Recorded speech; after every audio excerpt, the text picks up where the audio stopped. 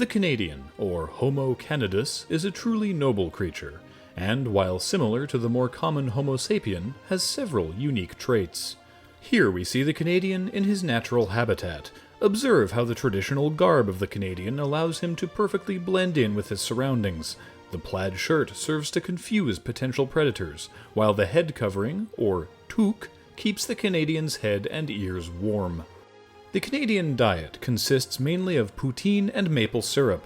While this may seem strange to you or I, this diet is the only way the Canadian can get all four of the basic Canadian food groups: the French fry group, the gravy group, the cheese group, and the all-important syrup group. Living in what is primarily a frozen wasteland means that the Canadian must consume as many calories as an obese gorilla just to survive the winter. The Canadian language, while related to English, has some important differences that can be confusing to visitors. Take, for instance, the word sorry.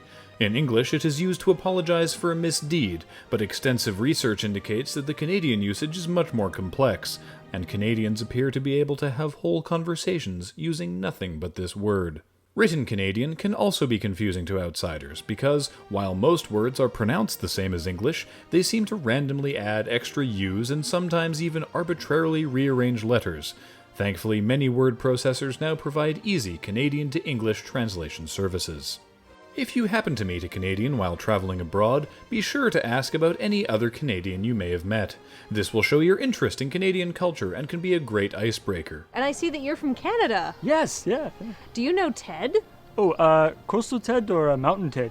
Ooh, Toronto Ted, I think. Toronto Ted! Oh, yeah, we go way back. Even if this particular individual doesn't know your friend personally, Canadians live in a close-knit community, and they will surely know if he or she will be able to pass on any interesting gossip.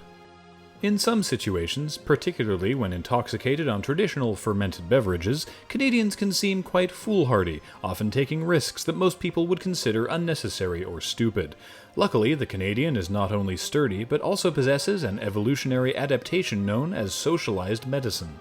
Researchers are unclear on how the process works, but Canadians seem to be able to visit doctors, hospitals, and other medical professionals without incurring noticeable damage to their wallet or bank account.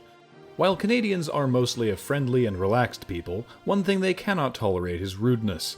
In fact, to combat what the Canadian government calls a rude awakening brought on by the recent influx of media from other countries, they have instituted a policy of revoking the citizenship and relocating any Canadians caught being rude in public.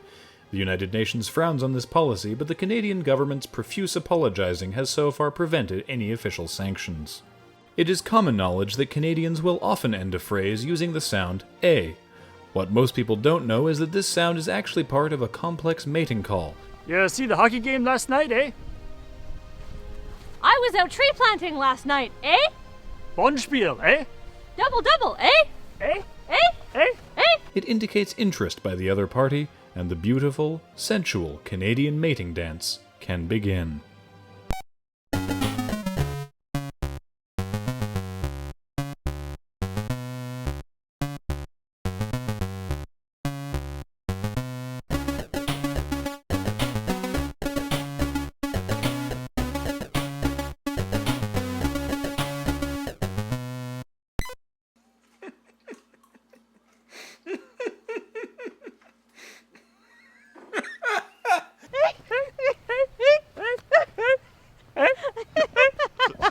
Sorry, I didn't quite get it.